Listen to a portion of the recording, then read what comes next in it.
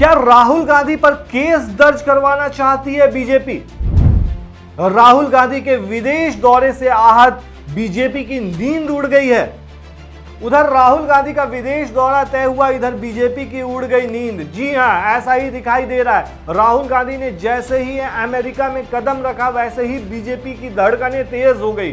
दरअसल राहुल गांधी का एक के बाद एक बयान अमेरिका से वायरल हो रहा है। वो बीजेपी को लगातार आड़े हाथों ले रहे हैं। कभी पीएम मोदी को लेकर कहते हैं 56 इंच का सीना, भगवान से संबंध जैसी सभी बातें अब खत्म हो गई है। कभी चुनाव की निष्पक्षता पर सवाल खड़े कर रहे हैं। कभी कहते हैं कि पीएम मोदी से अब कोई नहीं डरता। उधर अमेरिका में उनका बयान और इधर भारत में बवाल।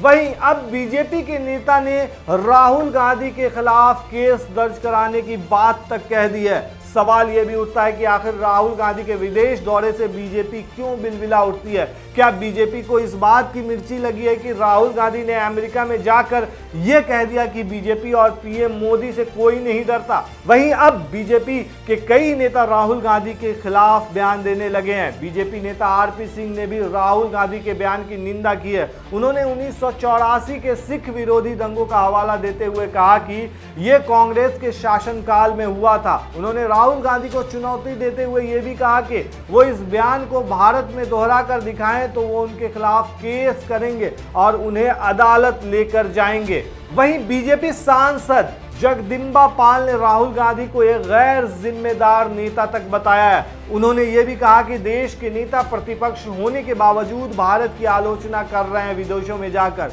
उनको जितनी आलोचना करनी है देश की संसद में करें। ये बात सच्चाई है कि पिछले 10 वर्षों में हम टॉप 5 अर्थव्यवस्था में आए हैं, लेकिन वो इस समय ऐसे बात कर रहे हैं जैसे चीन के एजेंट के तौर पर काम कर रहे हो। मतलब राहुल गांधी के बारे में ऐसा बीजेपी नेता सब कह रहे हैं। वहीं केंद्रीय मंत्री शिवराज सिंह चौहान ने तो राहुल गांधी को गुंडागर्द तक बता दिया। उन्होंने कहा कि राहुल जी नेता प्रतिपक्ष हैं और नेता प्रतिपक्ष जिम्मेदारी का पद होता है। देश के बाहर कभी भी नेता प्रतिपक्ष ने देश की छवि खराब करने की कोशिश नहीं की, लेकिन ये ऐसे नेता हैं जो गुंडाग्रस्त हैं। लगातार तीसरी बार पराजय की वजह से उनके मन में अंध बीजेपी संघ और मोदी विरोधी बैठ गया है और वो विरोध करते करते देश का ही विरोध करने लग गए हैं। देश के बाहर कांग्रेस और बीजेपी नहीं होती है।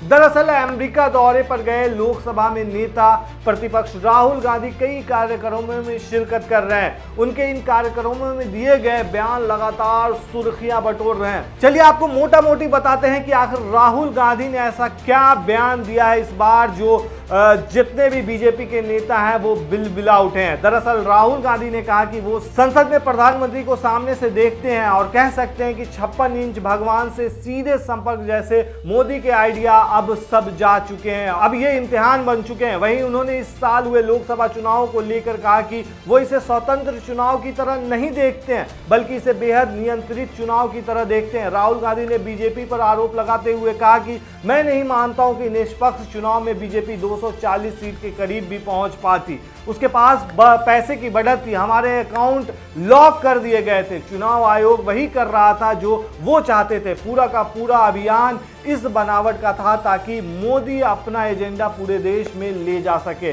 जिसमें हर राज्य के लिए अलग डिजाइन किया गया था। मैं इसे एक स्वतंत्र चुनाव की तरह नहीं देखता हूं, मैं इसे बेहद नियंत्रित चुनाव की तरह देखता हूं। यह अपने आप में राहुल गांधी ने बड़ा आरोप लगाया था, वो भी अमेरिका जाकर। राहुल गांधी ने यह भी कहा कि 2024 के लोकसभा चुनाव से पहले लोगों में जो डर था वो अब खत्म हो गया है। मोदी जी का 56 इंच का सीना, भगवान से सीधा संपर्क, ये सब अब इतिहास बन गया है।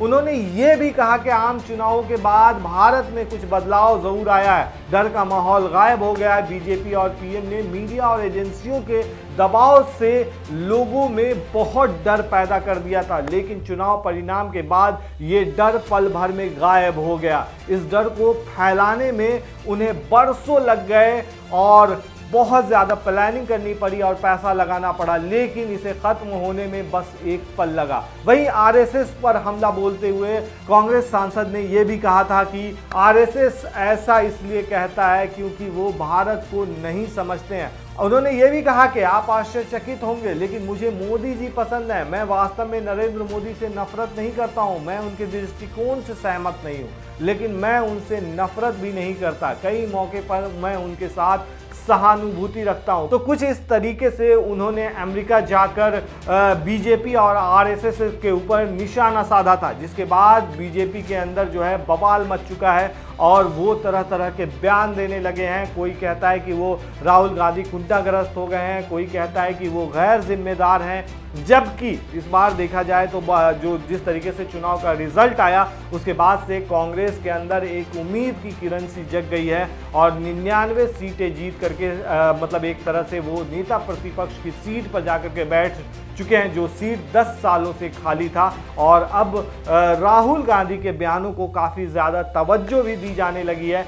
ऐसे में आप क्या कहते हैं दोस्तों, हमें कमेंट में ज़रूर बताएं।